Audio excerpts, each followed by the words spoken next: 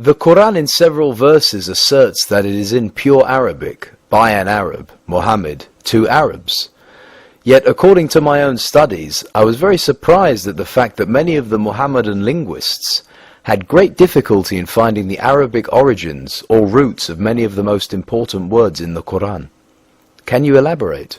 Contrary to what many Muhammadan Muslim authors have us believe, Muhammad and Arabia were surrounded by higher religions and civilizations with whom they had constant and full contact, and from whom they borrowed numerous religious and cultural terms. This fact was fully recognized by the earliest Muslim exegetes, who showed no hesitation in noting words as Christian, Iranian, or Jewish in origin, as were compiled by As-Suyuti in his Itqan, Al-Tabari, Al-Baghawi, Al-Razi, and many more. It was under the later scholars such as Al-Shafi'i that this fact, for obvious sectarian reasons, was pushed into the background, and an orthodox doctrine was elaborated, later turned into a dogma, to the effect that the Quran is a unique product of the Arabic language.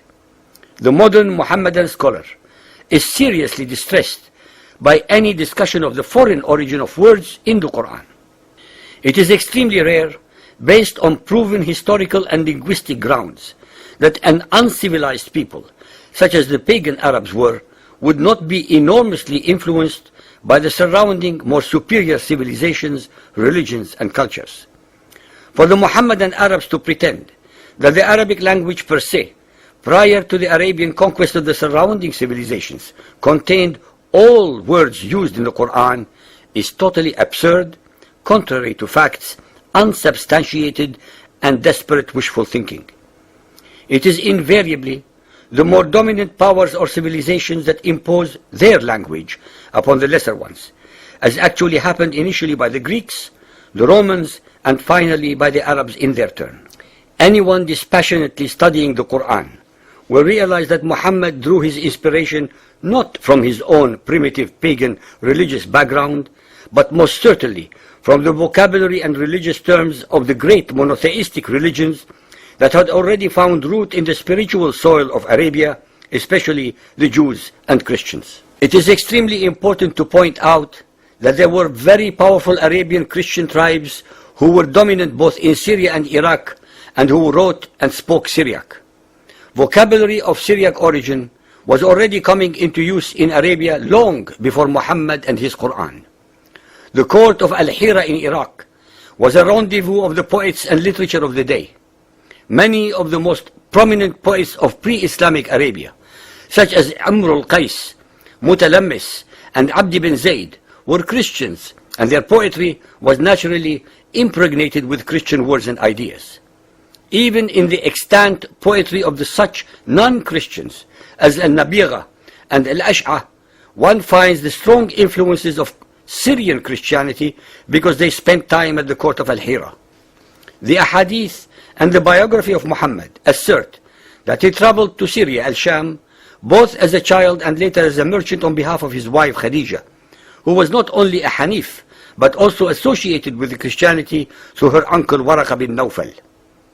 Muhammad was surrounded by enormously powerful non-Arabian influences that shaped his thoughts, his inspirations, and his Quranic prose, and to pretend that he was not affected by them is contrary to logic, to reality, to veracity, and to history.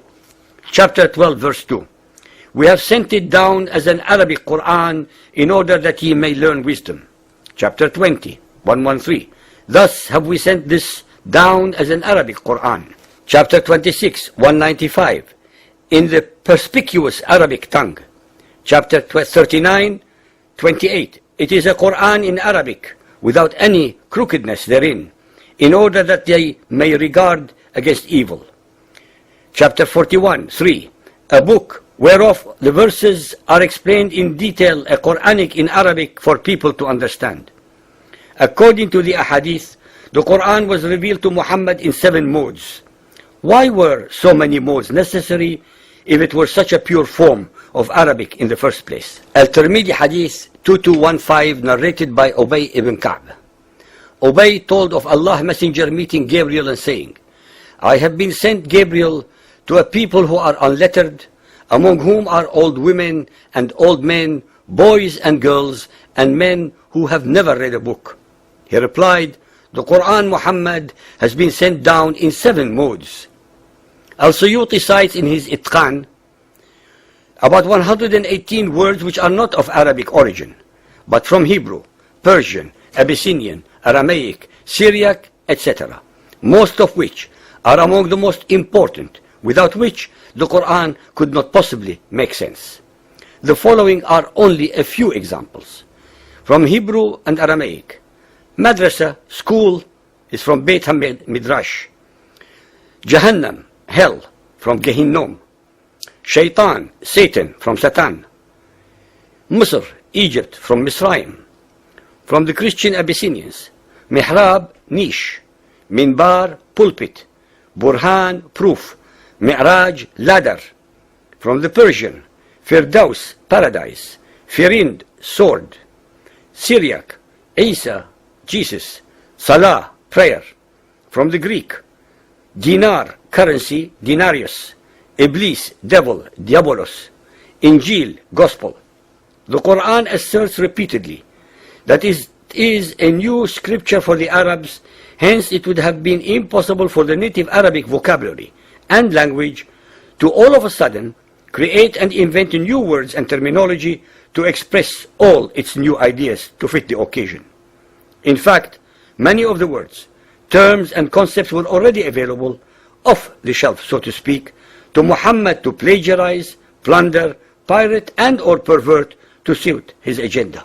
When one studies the subjects above, based upon the works of the Muhammadan exegetes, who had dealt with this very difficult but important matter, one will find out that they were themselves at a loss as to the roots of many of the words, especially since they were not linguists in the 4, 5, or 6 languages that the Quran had copied words from. They actually had the most meager philological resources at their disposal, so much so that Al-Suyuti and those who preceded him completely missed the fact that several of the words that they alleged to have been foreign were in fact Arabic in origin.